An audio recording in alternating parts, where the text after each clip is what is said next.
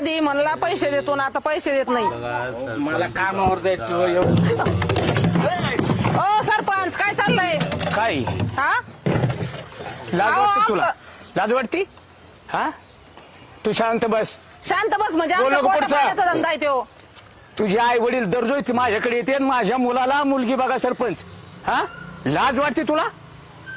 अहो सरपंच टाकल्याशिवाय कामच होत नाही, सवय लागली आता.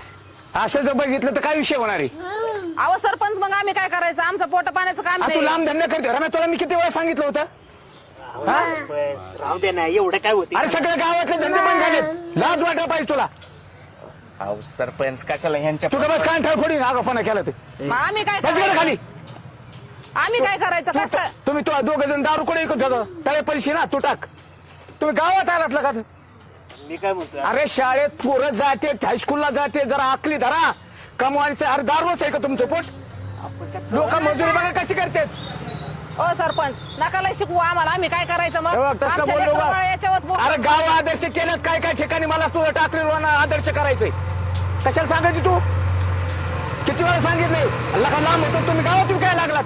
मग आम्ही काय करायचं ते तुम्ही सांगा ना. आमचं कसं? धंदा आहे, आम्ही करणार. अरे झाडे लावलेली इथं ग्रामपंचायत मार्फत, तिथं तुला 500 रुपये रोज आणि 9 ते 5 वाजेपर्यंत तुला काम मिळेल तिथं.